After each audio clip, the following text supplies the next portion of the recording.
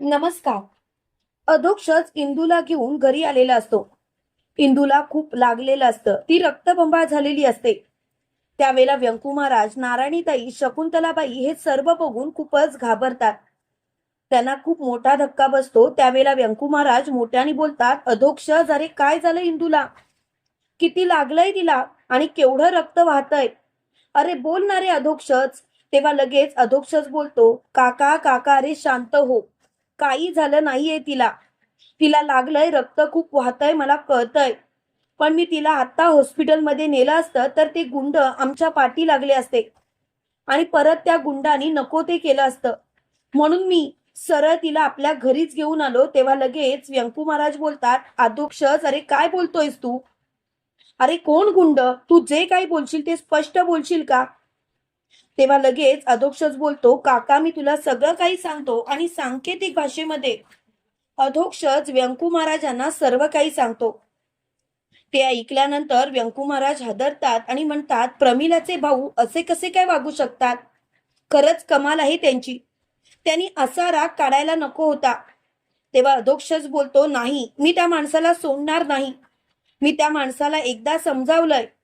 परत जर का तो माणूस इंदूच्या वाटेला जायचा प्रयत्न करत असेल, तिच्या केसाला जरी धक्का लावण्याचा प्रयत्न केला ना, तरी सुद्धा मी त्याला चांगलाच धडा शिकवेन. आता तर मी त्याला अजिबात म्हणजे अजिबात सोडणार नाही. त्याला त्याची योग्य ती लायकी दाखवेनच. त्याशिवाय मी गप्प बसणार नाही म्हणजे नाही. तेव्हा मात्र अधोक्षज खूपच चिडलेला असतो. त्यावेळेला तिथे मोठ्या बाई आणि विंजे सरकार आलेले असतात. इंदूला रक्तबंबाळ झालेलं बघून विंजे सरकार बोलतात, अधोक्षज महाराज, अहो पाठराखीन बाईंना काय झालं?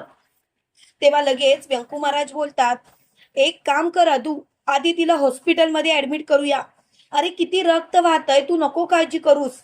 आपल्या गावात येऊन ते काहीही करण्याचा प्रयत्न करणार नाहीत आणि समजा त्यांनी तसा काही प्रयत्न केला तर त्यांना धडा कसा शिकवायचा हे मला चांगलंच माहिती आहे. तुला काळजी करायची गरज नाही.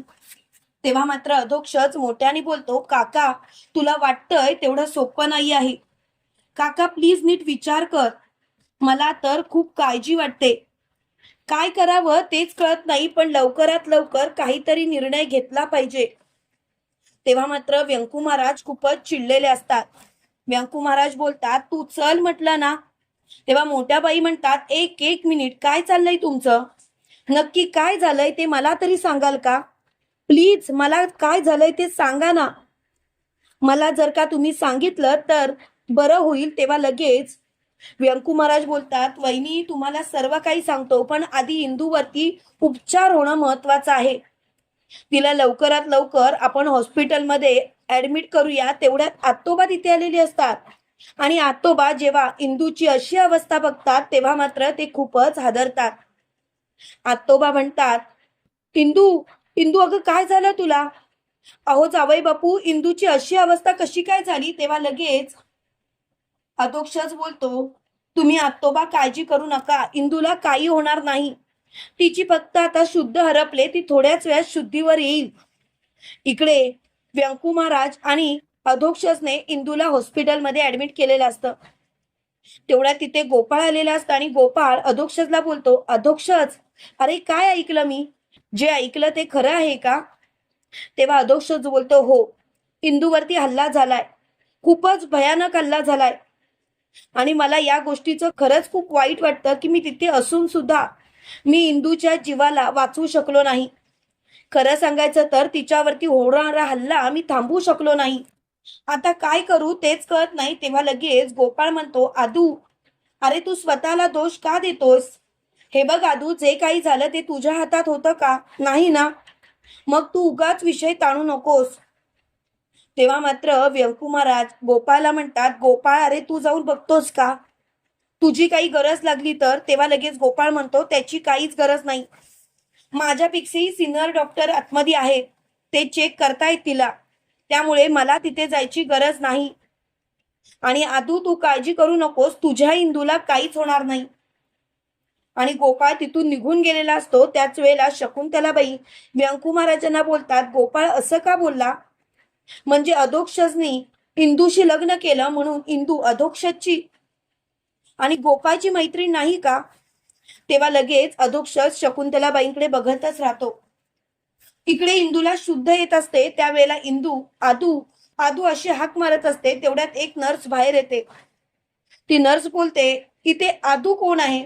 पेशंटला शुद्ध आले आणि पेशंटच्या तोंडात सारखं आदू आदू असं नाव आहे. कोण आहे आदू? तेव्हा लगेच व्यंकू महाराज बोलतात, हा काय? हा आहे अधोक्षज, तिचा नवरा. तेव्हा लगेच ती नर्स बोलते, तुम्ही चला ना आतमध्ये, पेशंटला शुद्ध येते आणि त्यांच्या तोंडात फक्त आणि फक्त तुमचं नाव आहे. तेव्हा मात्र अधोक्षज बोलतो, हो मी येतो ना. आणि अधोक्षज आतमध्ये निघून जातो. अधोक्षज आतमध्ये आल्यानंतर इंदू बेशुद्ध असतानाच म्हणत असते, आदू आदू कुठे आहेस तू? बरा आहेस ना? तुला लागलं तर नाही ना?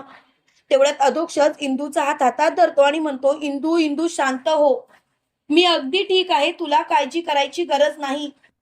इंदू मी बरा आहे, तू नको काळजी करूस. तेव्हा मात्र इंदू अधोक्षजकडे डोळे उघडून बघते.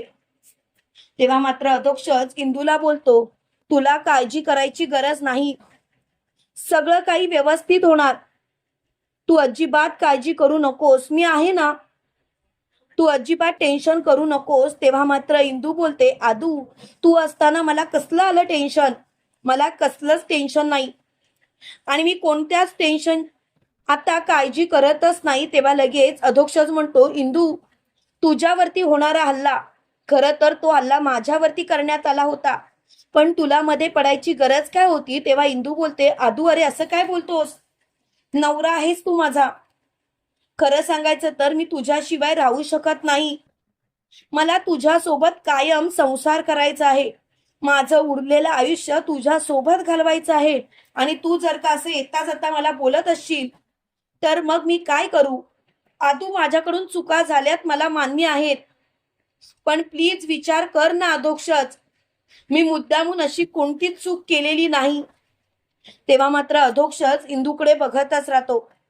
तेवढ्यात व्यंकू महाराज आणि शकुंतलाबाई तिथे येतात आणि व्यंकू महाराज इंदूला विचारतात, इंदू बरी आहेस ना?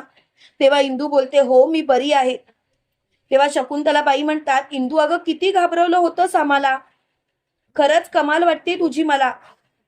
इंदू खरं सांगू का, तुला जेव्हा रक्तबंबाळ बघितलं तेव्हा आमच्या पायाखालची जमीनच सरकली होती, आम्हाला कळतच नव्हतं की काय करावं ते. पण खरंच खरंच इंदू तू आयत्या वेळी सगळं काही सावरून घेतलंस आणि सगळ्या गोष्टी नीट केल्यास. तेव्हा लगेच इंदू बोलते, मी खरं सांगू का, तुम्हाला काळजी करायची गरजच नाही. मी जोपर्यंत अधोक्षज सोबत आहे ना तोपर्यंत अधोक्षजच्या जीवाला काहीही धोका निर्माण होणार नाही म्हणजे नाही. आणि तुम्ही काळजी करू नका, सगळं काही व्यवस्थितच होईल.